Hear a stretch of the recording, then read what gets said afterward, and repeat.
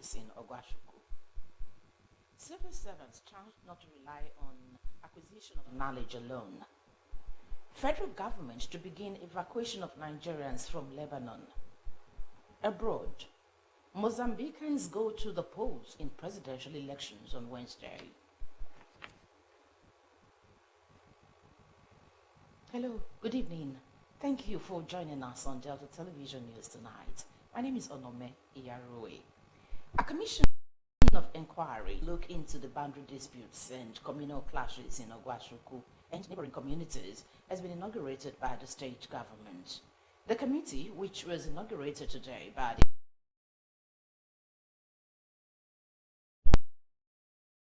acting governor of the Peribotu, reports. And integrity. The commission, which is headed by Justice Ejiro Emudanoko, has as its members Mrs. Ajori Shedere Awochika, Mr. Paul Enebeli, Professor Andrew Onokoraye, Mr. Charles Dike, a Deputy Commissioner of Police, and Barrister Moses Namo, Assistant Director, Department of State Services, with Barrister Gabriel Eze Owens from the State Ministry of Justice serving as Secretary.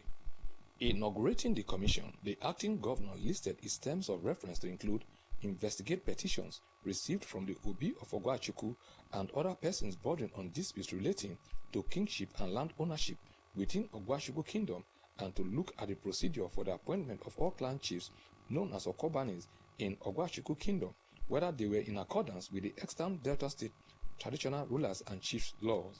The Commission of Inquiries also identified the principal actors behind the unrest in the community and the immediate and remote causes of the community unrest in Ogwashuku, and any other matter or petition concerning any person, community or institution relevant to the inquiry, and recommend appropriate actions for the resolution of the crisis. In recent weeks, the usually peaceful community of Ogwashuku has been embroiled in internal crisis, bordering on kingship and land ownership tussles. Tragically, lives and properties have been lost in the ensuing conflicts. The Commission shall inquire into, make findings, report on, and make recommendations concerning the following. Investigate the petitions received from the Obi of Ogwashuku and other persons bordering on disputes relating to kingship and land ownership within Ogwashuku Kingdom. Dispute between Ogwashuku and other neighboring communities, including Ibuzo, Otulu, Upulokiti, Okpanam, Olodu, Ewulu, Azabogwash, Abogwash, Ologwash, on land ownership. Sir Oyeme said all activities of clan chiefs installed in the affected areas and beyond by the Obi of Ogwashuku have been suspended pending the outcome of the proceedings of the Commission of Inquiry. The activities of all the clan chiefs, otherwise known as Okwabanis, installed in the affected areas and beyond by the Obi of Ogwashuku have been suspended pending the outcome of the proceedings of this Commission of Inquiry. For avoidance of doubt, the affected areas include Ibuzo, Otulu, Obuokiti, Okpanam, Olodu, Ewulu, Azabogwash, Abogwash, and all Ogwashi communities. However, the Obi of Ogwashuku shall continue to administer his kingdom with respect to all traditional matters. He expressed confidence in the ability of members of the Commission to act independently and dispassionately based on their proven character and integrity, while urging all clan heirs, chiefs, relevant stakeholders, and residents of the affected communities to give the Commission the necessary support and cooperation to enable it carry out its duties effectively and speedily.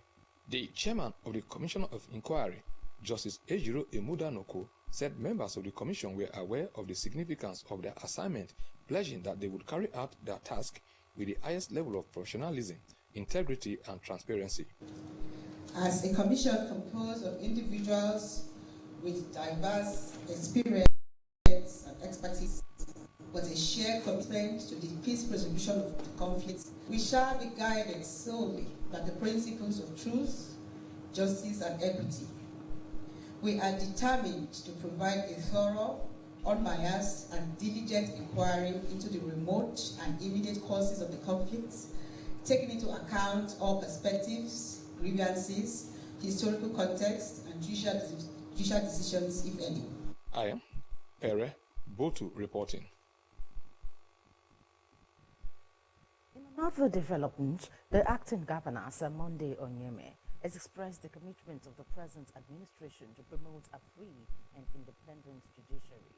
Sir Onyeme stated this during a special court session to mark the opening of the 2024-2025 legal year at the ceremonial hall of the High Court Complex, Asaba. Over again to Pere Botu for details.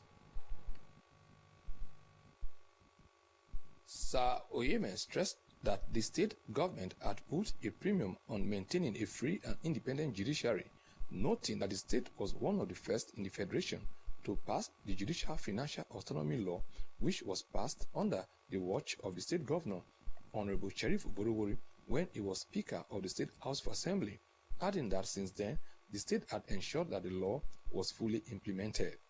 He said the state had taken necessary steps to ensure that judges and other personnel involved in dispensation of justice operated in a conducive and enabling environment by providing necessary tools and infrastructures that befitted and complemented the functionalities of their offices. While congratulating the state chief judge and members of the legal community on the special court session marking the beginning of the new legal year for 2024-2025, the acting governor urged the judiciary to ensure that justice was served in a prompt and efficient manner. He stressed the need for all stakeholders to always be conscious that the society could only be great when the rule of law prevailed, and advocated that all hands must be on deck to make things work as they should. My Lord, it is my pleasure to affirm the commitment of Delta State Government to promoting a free and independent judiciary to fulfill its all-important role of dispensing justice without fear of favor to all manner of persons. Let me take this opportunity of this occasion to reiterate the commitment of this administration to achieving effective dispensation of justice in Delta State. As a state, we have put premium on maintaining a free and independent judiciary. It is pertinent to mention that Delta State is one of the first states in the Federation to pass the Judiciary Financial Autonomy Law. The state chief judge, Justice Teresa Adeaye, said the occasion offered the judiciary the opportunity of self-appraisal as well as renewal of the bond of fellowship between the bench and the bar. She highlighted challenges facing the judiciary to include the deplorable state of infrastructures of some courts, lack of presidential accommodation for judicial officers, and lack of verbatim reporting, as well as poor funding. Justice Adeaye lauded Governor Sheriff Oborowori for the commissioning of the State High Court Complex and for providing 20 Toyota Prado SUVs for 20 High Court judges. The gains of applying technology in an operation cannot be overemphasized. It will obviously lead to improvement in the quality of services we offer to the public. In realization of the above, Delta State Judiciary, under my watch, has fully embraced the use of technology as a way forward in the modernization of court processes to meet with the demands of the 21st century. The State Attorney General and Commissioner for Justice, Mr. Ekemejero Okoriole, Senior Advocate of Nigeria, said the government would enforce the Delta State Public Occupational Safety Law, which mandated owners of public or commercial premises to install CCTV cameras, and the Delta State Public and Private Properties Law, which prohibited the forceful entry into an illegal occupation of public and private landed properties. Others, in their remarks, appealed to the state government to complete the construction of the High Court complex in Warri. Earlier, as part of activities to mark the opening of the legal year, a special Thanksgiving Mass was held at the Emmanuel the Savior Catholic Church, Asaba.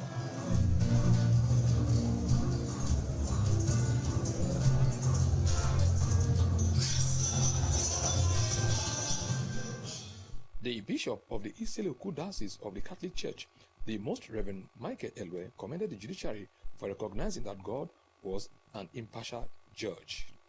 The entire components of the Delta State Judiciary, by this action of coming together at the beginning of this legal year, to ask the assistance of God and the enlightenment of the Holy Spirit, rightfully acknowledging the supremacy of God and Him reigning as the just judge. The highlight of the service was the Thanksgiving led by the Chief Judge and other dignitaries. I am Pere Botu reporting.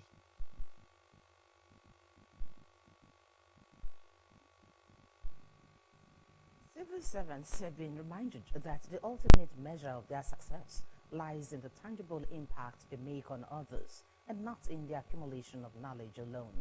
The State Head of Service, Mr. Reginald Bayoko, gave the reminder in his remarks at the closing ceremony of the 20th edition of the 7-weekend management training course for senior management staff of the State Civil Service.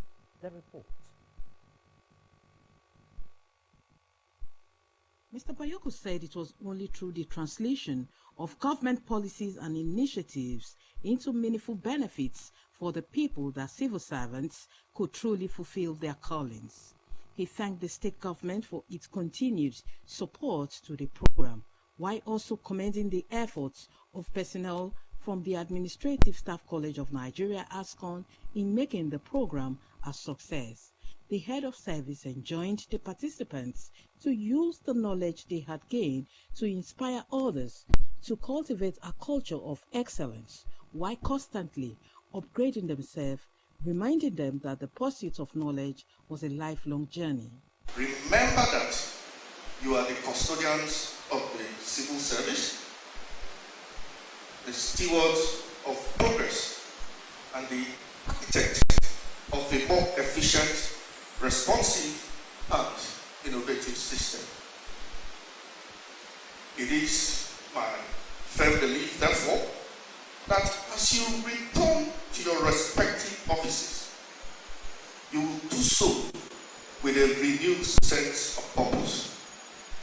Am I correct? Yes, sir. The Director General of the Administrative Staff College of Nigeria, ASCON, Mrs. Cecilia Geyer, commended the state government for its commitment to the capacity building as displayed by its consistent training of its workforce. She also gave kudos to the state head of service for his role in taking the partnership between the state government and ASCON to higher levels, while lauding the comportment of the participants throughout the program. We appreciate the consistent trust and confidence reposed in ASCON to continuously partner with Delta State government in the training of its workforce. This commitment to capacity building of staff, I must say, is second to none in the country. 250 officers from various ministries, departments and agencies participated in the course. Leaders of Umuseti and Akoko-Gulu communities have been charged to produce and hand over to the law enforcement agencies 2 suspects involved in the shooting of some residents in the area. The special advisor to the state governor on peace building and conflict resolution, Chief Edwin Uzo, gave the charge at a meeting with representatives of Ukwani and Undokwa West local government areas and the Anyoma people in Ohanaeze-Ndigbo, Delta South and Central, a non-governmental group at his office in Asaba. Henry Unogwa has details.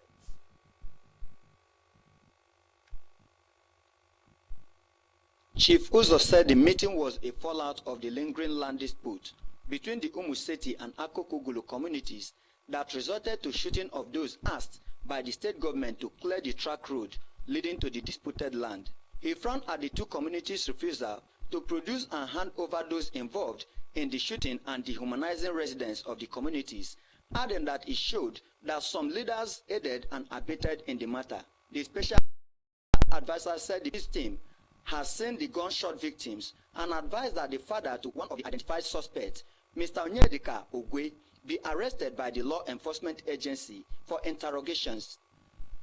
go and make move on this arrest. That will caution the people. Because you just sit.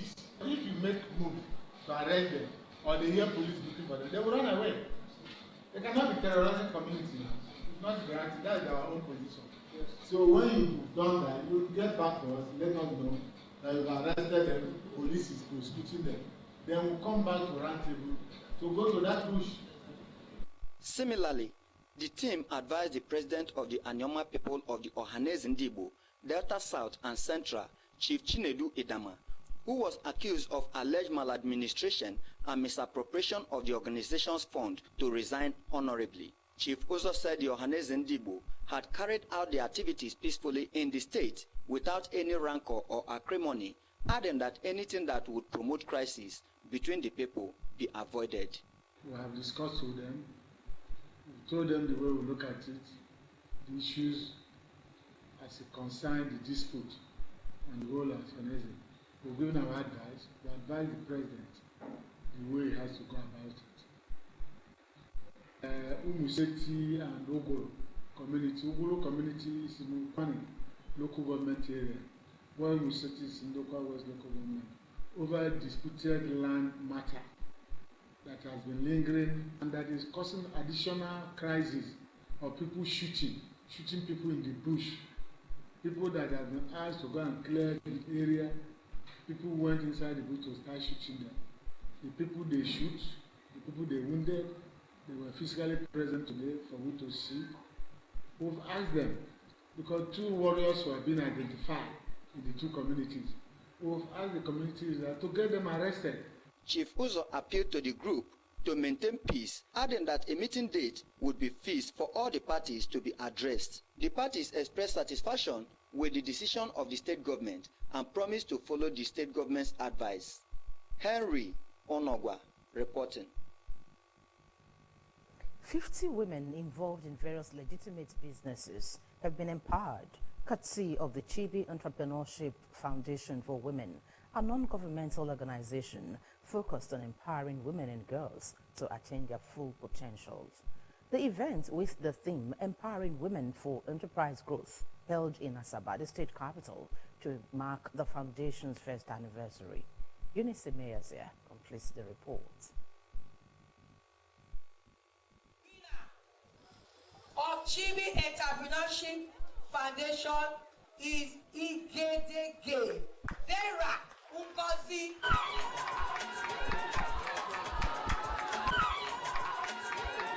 She's from the category of hairstylist. With a vision to empower 1 million women and girls across Africa and fight poverty and hunger to a considerable level, the Chibi Entrepreneurship Foundation for Women has, since its inception in October last year, continued to empower the female gender through the Chibi Business Support Grant Program. The founder of the non-governmental organization, Lady Chukwudi Chinyere Zimako, while presenting grants to more beneficiaries, said 100,000 naira was presented to 10 women during the maiden edition held in October last year, and another 30 persons in April this year, noting that the 50 women in the third series were empowered in a different way, as 40 of them received 100,000 naira each, with the other 10 women each receiving sewing machines. She said the foundation had a thematic focus on the Sustainable Development Goals 1, 2, and 8, stemming from their belief that women are nation builders and change makers, adding that all 90 women and girls had so far been empowered within 10 months of the foundation's existence. Yes, I am passionate about women being successful and financially independent. That's why I formed this foundation, Chibi Entrepreneurship Foundation, to encourage every woman that is hardworking, those that have viable ideas, that want to start up something, and those that are already in businesses. We help them grow their businesses so that they can be financially stable, so that they can assist their family also and contribute to economic growth. Our vision for this foundation is to empower 1 million women across Africa. So you can see it's a tall order. We're just getting started. The member representing Oshimili South constituency in the State House of Assembly, Honorable Bridget Anyafulu, and others who spoke, lauded the efforts of the Chibi Entrepreneurship Foundation for Women, saying that the goals of the foundation is in align with the more agenda of the Governor Sheriff Oborowori administration. This is a good program. The man doesn't have to be rich all the time. When the woman is richer than the man, your children don't have to know that you're richer than your husband. So while we encourage the girls, the women, we also encourage our male counterpart. When our homes are in safe hands, our communities are in safe hands, the state will bother less about insecurity. On behalf of the MD, management and staff of Schoolville, we want to say a very big thank you. You would want to agree that indeed she is doing a great job. Thank Madam Chinere for her patronage of our platform and efforts to empower vulnerable women and girls across the African continent. Our governor has expanded the social investment program to include widening the scope on the more agenda. And through this program, we are so proud to be associated with Chibi. The visibly elated beneficiaries, including a hairstylist, was among those called from the crowd to replace the names of beneficiaries who were not physically present, could not hide their joy. Because she had cleared my tears. When I received this grant today, I was not expecting it because everybody have gone. So people that did not come, God used the opportunity to bless me. In my shop, I only counting attachment to Ogogologo, but now I'm going to Onitsha to buy attachment. I thank God today because I did not expect this grant. I'll use it to buy more things in my shop. I'm doing laundry and I intend to use it to buy washing machine. I'll use this money to boost my business. I'll add it to my eggs to get more crates to satisfy my customers.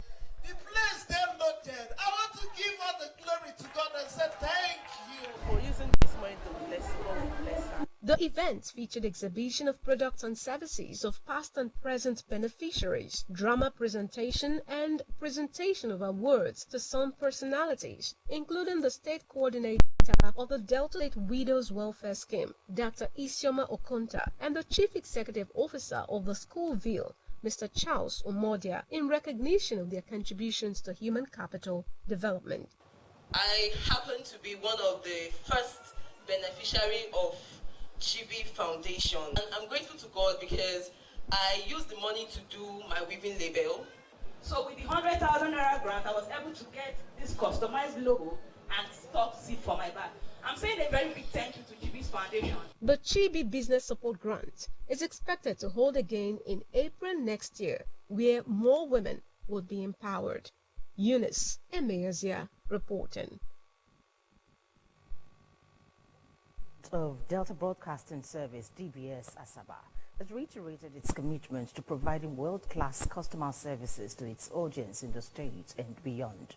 The general manager of the station, Mrs. Christine Emetulu, reaffirmed this at the maiden edition of the station's Customer Service Week. Bridget Agetsu reports. The general manager of DBS Asaba, Mrs. Christine Emetulu, represented by the head of the marketing department, Mrs. Maureen Obu, said the purpose of the celebration was to express the station's heartfelt gratitude to its esteemed customers who had consistently supported the DBS brand.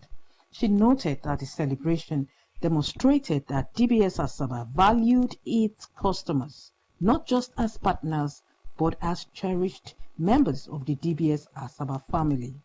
The actual reason is to say thank you, to appreciate them for the work well done. Because without them, we can't do whatever we are doing.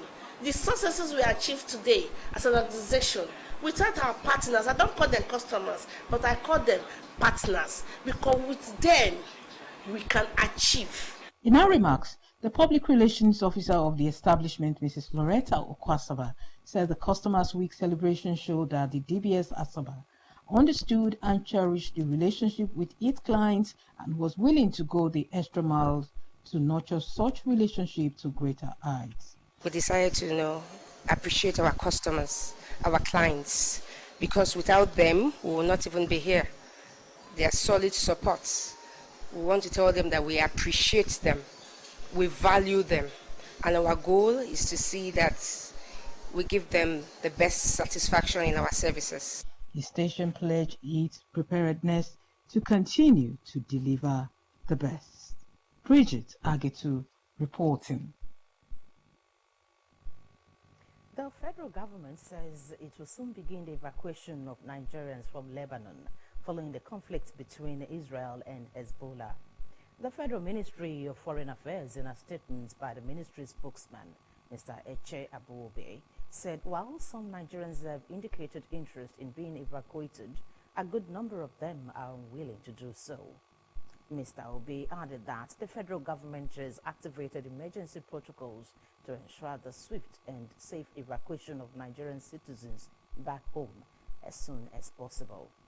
He said the ministry was working with the President, the National Emergency Management Agency, the Department of State Services, the National Intelligence Agency, the Nigerian Immigration Service, the Nigerians in Diaspora Commission, and other relevant bodies to ensure the safe return of the country's citizens from Lebanon. Mr. Abu Obe revealed that presently about 500 Nigerians have registered with the mission, with more than 2,000 Nigerian citizens residing in the country. The ministry spokesman said that even though most of them have not indicated a willingness to return home in spite of the persuasion by the embassy, it will continue to do everything to ensure the safety of its citizens.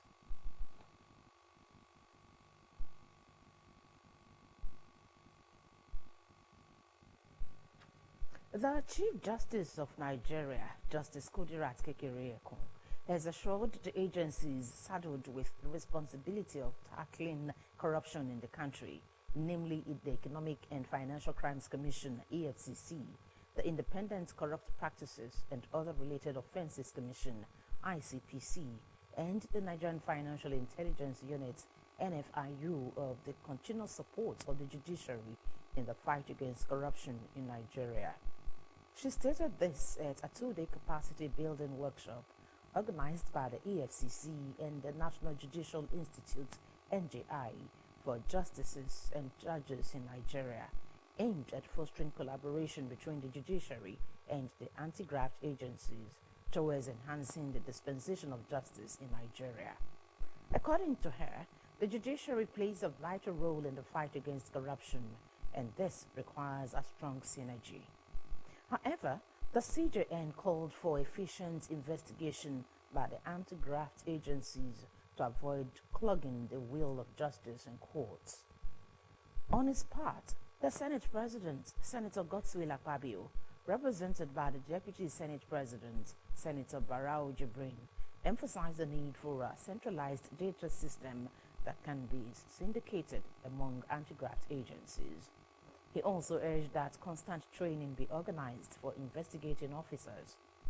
While speaking earlier, the chairman of the Economic and Financial Crimes Commission, Mr. Olanipekun Olukoyede, said that the Economic and Financial Crimes Commission, EFCC, was unable to carry out investigations in 10 states in Nigeria as a result of court orders restraining it. Although Mr. Olukoyede did not disclose the states involved, he, however, lamented that the EFCC's activities have continued to be impeded by court orders restraining it from carrying out its investigation. According to him, among the plethora of issues bothering the EFCC are the frequent adjournment of high-profile cases by courts, contempt orders, and undue reliance on technical grounds.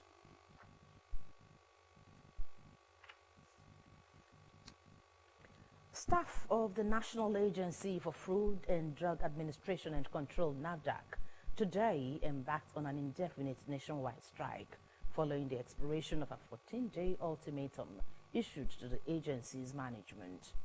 The striking workers, following the directive of the Senior Staff Association of Statutory Corporations and Government-Owned Companies, are instructed to withdraw all services and vacate their offices, as well as remove personal belongings as the strike commenced. This is coming after a meeting convened on Friday last week over unresolved issues, which include a review and re-evaluation of the 2024 promotion examination results, which currently shows a pass rate of only 35%. Another issue at stake is the settlement of salary arrears for employees hired in 2022. In a statement signed by the Association Secretary, Mr. Michael Ejo, The union accused the NAFDAC management of neglecting their grievances. The workers have vowed to continue the strike until all demands listed in their communique are fulfilled.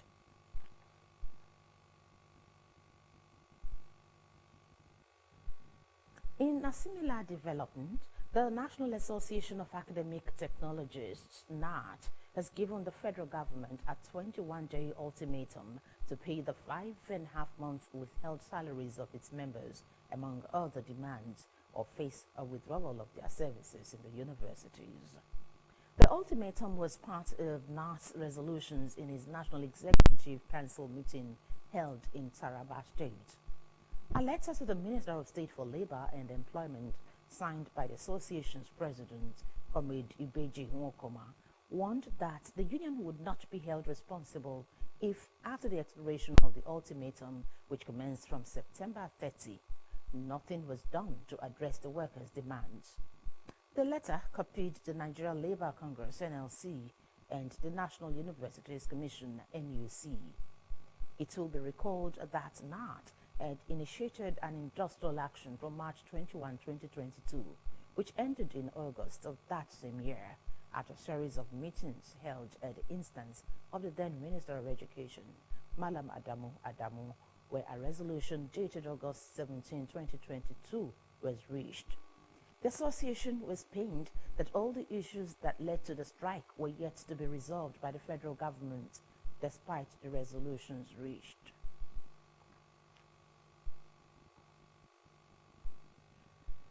The Association of Housing Corporations of Nigeria, AHCN, has called for an end to the direct involvement of federal and state ministries in housing construction, advocating that state housing agencies be empowered to fulfill their statutory roles.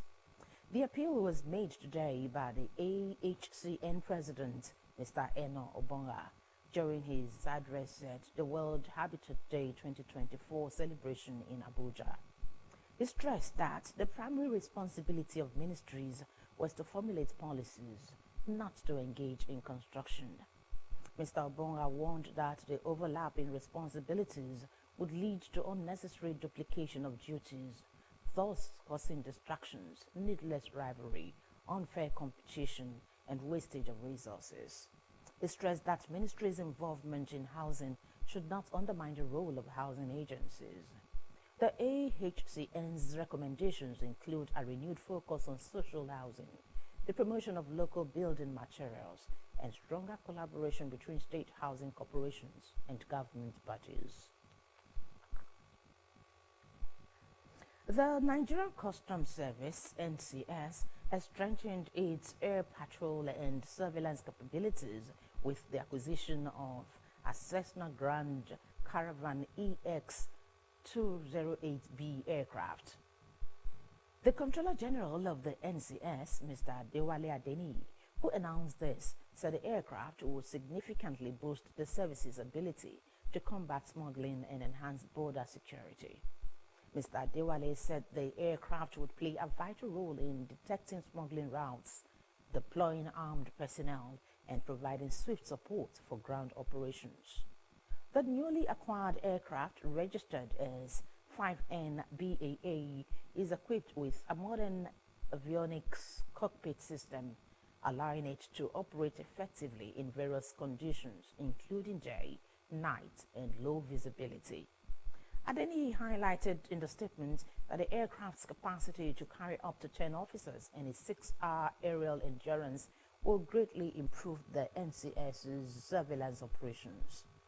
By providing an aerial advantage, the Cessna Grand Caravan allows the NCS to survey difficult terrain and monitor suspicious movements that will be difficult to track from the ground.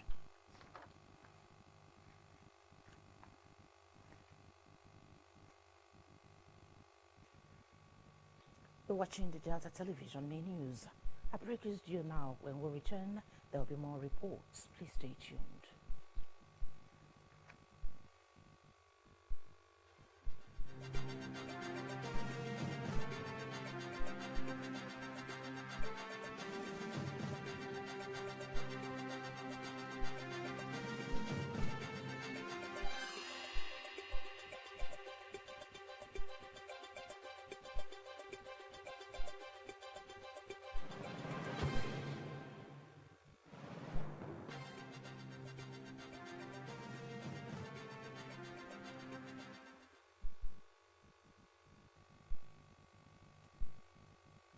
Welcome back to Delta Television Main News. A final year computer science student of the University of Lagos, UNILAG, Ayelabola Olalode, has broken the 41-year-old Guinness World Record for the longest distance catwalk by a model. The previous record was held by two Irish models in September 1983. The event, which took place at the UNILAG Indoor Sports Center from October 1 to 5, saw a roaring cheer from family, friends, and well-wishers supporting her till she achieved the milestone. The new record holder expressed appreciation to family, friends, volunteers, and other stakeholders, saying achieving the feat wouldn't have been possible without them.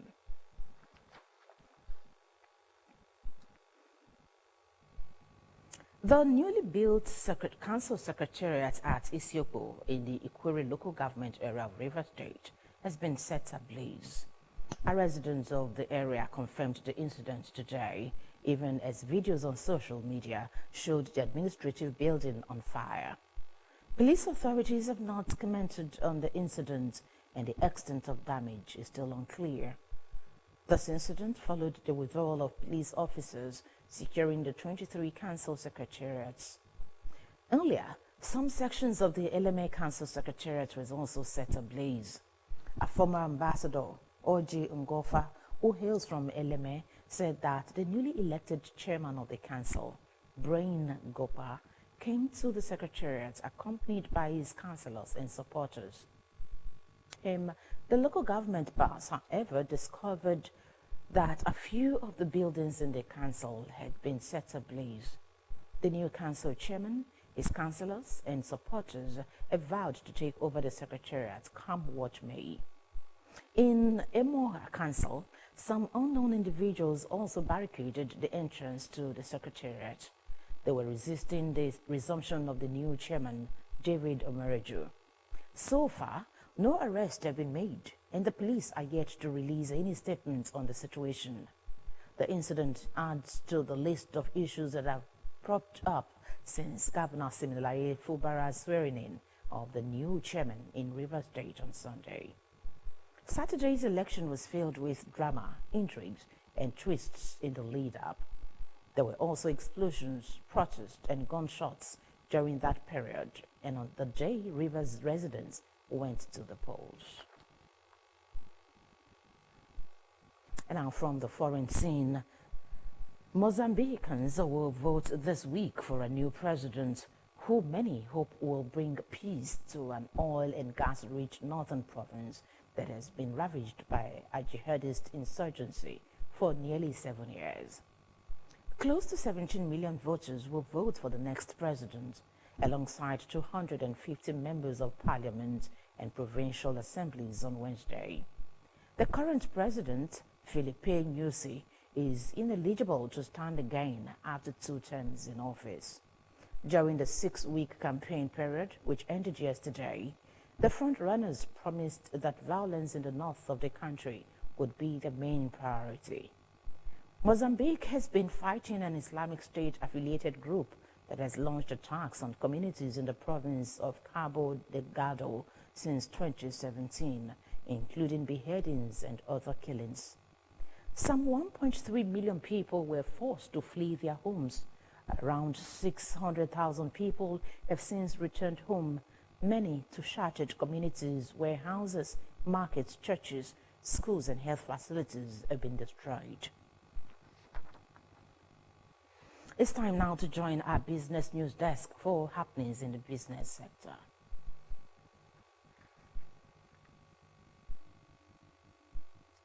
The federal government is set to deliver up to 400,000 barrels of Nigeria crude oil daily to the Dangote refinery under East Naira for crude agreements. It is said this significant development is expected to take place over the next 2 months, amounting to 24 million barrels of Nigeria supply between October and November 2024. The increase in processing capacity could have substantial implications for both the refinery's operations and the local oil industry, transforming the region's import and export markets. The development followed the announcement by the Nigeria government that the Naira for crude deal had commenced. According to cargo allocations reviewed by newsmen, Dangote's increasing reliance on local feedstock would disrupt the Atlantic oil market by substantially decreasing Nigeria's crude exports. The 600,000 barrel a day plant, larger than any other in Africa or Europe, would claim 13 to 14 shipments from Nigeria's typically monthly program of about 50 cargoes. Nigeria's electricity generation peak dropped to 4,998.20 megawatts yesterday from 5,334.70 megawatts recorded last Tuesday amid high energy costs. These represent a 236.5 megawatts drop in Nigeria's electricity generation. The development coming after the Minister of Power, Mr. Adelabu Adebayo, celebrated 5,105 megawatts peak electricity generation in August, saying 40% of Nigeria's electricity consumers enjoy 20 hours of uninterrupted power supply. Electricity consumers who grapple with inadequate power supply, however, faulted the minister. Nigeria, with a 250 million population, still grapples with between 4,990 and 5,000 megawatts of electricity after decades of privatization amid high energy costs. And now to sports. The Confederation of African Football has released the draws for the 2024-2025 of the Confederation Cup. Nigeria's representative, Enyimba International, was among the 16 clubs drawn into 4 groups of 4 teams. According to the draw conducted today, the People's Elephants will compete in Group D alongside the Egyptian Giants. Al Masry and the defending champions Zamalek, alongside debutant Black Bulls of Mozambique, are the teams in the group. The top 2 teams will proceed to the group stage of the competition. In other draws, Group A have Simba SC, CS Esfacion, CS Constantine, FC Bravos do Marquis. Group C is comprised of USM Alger, ASEC Mimosa, ASC Giraffe, and Orapa United. That's our bulletin for tonight. Just before we go, here is a thought. Anything you give attention to has the ability to determine your future.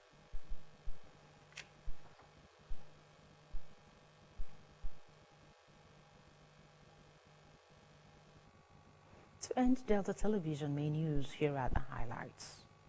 A commission of inquiry to look into the boundary disputes and communal clashes in Ogwashuku and the neighboring communities has been inaugurated by the state government.